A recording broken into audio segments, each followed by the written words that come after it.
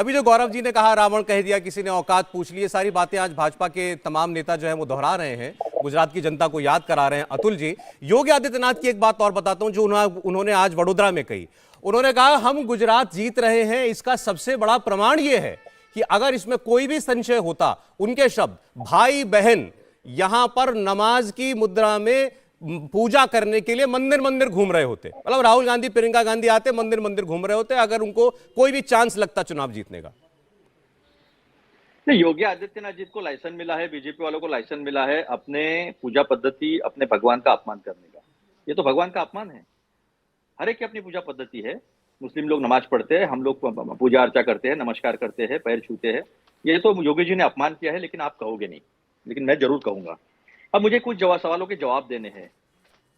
CMI का data दिखाते हैं। ये सीएमआई का डेटा ये कहता है कि 45 करोड़ युवाओं ने इस देश में हमें नौकरी मिलेगी इसकी आशा छोड़ दी है। श्रम पोर्टल पे 22 करोड़ लोगों ने आवेदन किया है नौकरी के लिए, 7 लाख लोगों को नौकरी दी।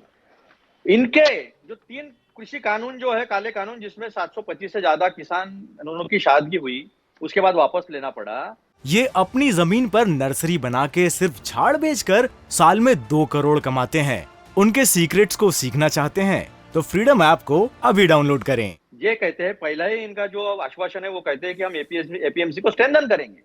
उधर एक अलग कानून लाना, इधर एक झूठा वादा करना। आयुष्मान भारत के लिए 10 लाख रुपए कर देंगे, ऐसा कहते हैं। आयुष्मान भारत तो केंद्र की योजना है। ये भी नहीं कहते कि राज्य इसमें 5 लाख अपनी तरफ से देगा, लेकिन ये गोलमोल जुमला स्टाइल जो है ये कह देते हैं। इनका 20 लाख नौकरियों की इन्होंने आश्वासन दिया है, लेकिन पिछले 2 साल में 1278 ही नौकरियां दी है और 16 जिले ऐसे हैं जिसमें एक भी नौकरी जो है पैदा नहीं हुई है।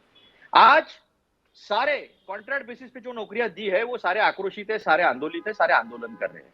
मैंने किसानों के, मैंने मूंगफली के किसान की बात की, मैंने कपास के किसान की बात की, और मैं लगातार जितनी भी डिबेट्स हो रही है गुजरात के जो मुद्दे वो बता रहा हूँ। एक आंकड़ा और जरूर बताऊंगा, बहुत क्लेशदायक आंकड़ा है।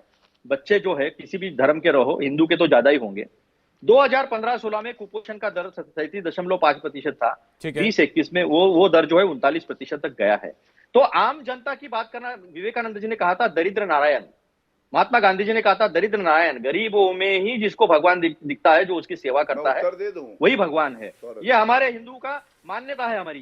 ये नहीं मानेंगे लोग। मरे तो मरे, कोविड में मरे तो मरे, आंकड़ा नहीं देना है, झूठ बोलना है। तो ये झूठापन जो है ना, ये कई बार हमने साबित किया है, लेकिन उसी पर जाएंगे ये लोग। ठीक नहीं करेंगे आम जनता की बात। मैं जरा, आप ठीक है, मैं एक बार चर्चा में जरा लाना चाहता हूं दानिश जी को, कि जो इतने मुद्दे आपने उठाया, आपने कहा हमारे यहाँ तो दरिद्र को नारायण माना गया, गरीब को भगवान माना गया, उसकी सेवा को ही अपना संकल्प मानने के लिए कहा गया। गौरव जी मैं आ जाऊंगा, जरा एक बार चर्चा में ले लूं इनको, फिर मैं आता हूं आपके पास। ठीक, दानिश कुरैशी साहब, लेकिन देखें कोशिश एक तरफ से नहीं होती। ऐसा नहीं है कि चुनाव में एक मुद्दा चलता है, सारे तीर तर्कश में जो हर पार्टी चलाती है। और 2002 की याद पहले अमित शाह जी ने भी दिलाई थी, कहा था हमने सुधार दिया, हमने इलाज कर दिया था, हमने 2002 में ऐसा काम किया, उसके बाद कभी दंगे नहीं हुए गुजरात के अंदर। आज योगी आदित्यनाथ गोधरा में जाकर के उस बात को दोहरा रहे थे। ओवैसी साहब की इस पर अलग लकीर, अलग लाइन है। वो कहते हैं कि गुजरात में ही नहीं देश भर में मुसलमानों से नफरत करती है भाजपा। इसका सबूत आपको देखना है तो गुजरात में आ जाएं, हिंदू मोहल्लों के अंदर या जहां पर आबादी मुसलमानों की नहीं है वहां तरक्की देख लें, और जहां मुसलमान रहते हैं वहां पर आकर गुर्बत देख लें। अब ये केवल सियासी डायलॉग था या इसमें कोई हकीकत है? मैं बताता हूँ। सबसे पहले तो मैं जवाब दे दूं कि इसी पैनल पर बैठे जो प्रवक्ता बात कर रहे थे उन्होंने पर्सनल कमेंट किया है, तो उसका मैं जवाब दे दूं। ये वही व्यक्ति है जो नुपुर शर्मा के बाद सस्पेंशन के पहले मुसलसल उसको टीवी पर डिफेंड करता रहा था, उसे याद नहीं आया। टीवी चैनल और डिबेट में हाथापाई तक कर चुके हैं, वो मान सम्मान की बात है। लेकिन मैं जवाब, गुजरात के हालात क्या है मैं बताऊं आपको। देखिए, गुजरात के अंदर में सबसे बड़ी बात यह है कि जिस गोधरा की आज योगी आदित्यनाथ बात कर रहे हैं ना, मैं आपको बताऊं कि गोधरा में आज वो ये जश और ये श्रेय लेने की बात कर रहे थे कि 20 साल पहले जिन्होंने बलिदान दिया था, दरअसल इस पूरे षड्यंत्र के अंदर में भारतीय जनता पार्टी और कांग्रेस पूरे मिले हुए हैं। 22 दिसंबर 1949 की वो रात याद कर ले, जब भारतीय जनता पार्टी अस्तित्व में भी नहीं थी, जब वहां पर मूर्तियां पेनिट्रेट की गई थी, जो सुप्रीम कोर्ट ने अपने जजमेंट में कहा। तब बताइए कहां थी भाजपा? तो इस देश में कम्युनलाइजेशन का पॉलिटिक्स जो है नहीं, एक बार केवल फैक्ट क्लियर करते हुए, जब 2002 गोधरा की बात की जाती है तो राम भक्तों से, कार सेवकों से भरी हुई वो जलती हुई ट्रेन की बोगी की बात की जाती है, जिसमें दर्जनों कार सेवक जो है वो जलकर जो है जिनकी मृत्यु हुई थी, उसकी याद दिला रहे हैं।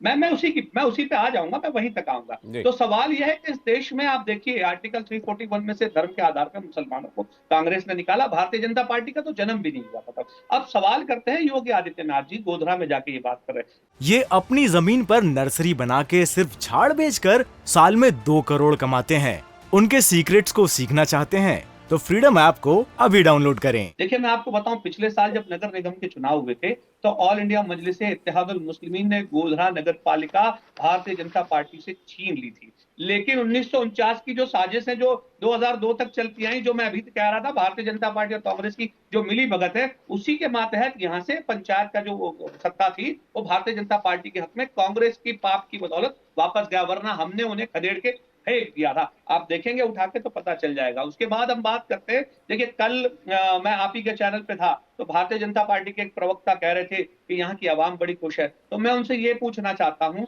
कि क्या आप ये कहना चाहते हैं कि गुजरात की महिलाएं 1100 रुपए का सिलेंडर लेके खुश हैं? क्या आप ये कहना चाहते हैं कि 100 रुपए का पेट्रोल खरीद के खुश हैं? क्या आप ये कहना चाहते हैं कि युवा बेरोजगार होकर खुश हैं? क्या आप ये कहना चाहते हैं कि यहाँ पर 3 लाख करोड़ का कर्जदार गुजरात हो गया, इस पे आप खुश हैं? रह गई बात जो ओवैसी साहब ने कहा कि आप विकास देख लीजिए, तो मैं जहां बैठा हूं अहमदाबाद में, सौरभ पिछले कुछ दिनों पहले आप अहमदाबाद में थे, आपने जहां पर डिबेट रखी थी वो इलाका और जो पुराना शहर है उस इलाके में शायद मुझे लगता है आप चक्कर लगाने गए होंगे, फर्क आपको खुद नजर आ गया होगा। तो ये जो परिस्थितियां हैं इन्होंने इस तरीके की बना रखी है। इंडिया टीवी हर वक्त हर जगह डाउनलोड करने के लिए सर्च करें India TV news Google play store या ऐप स्टोर पर।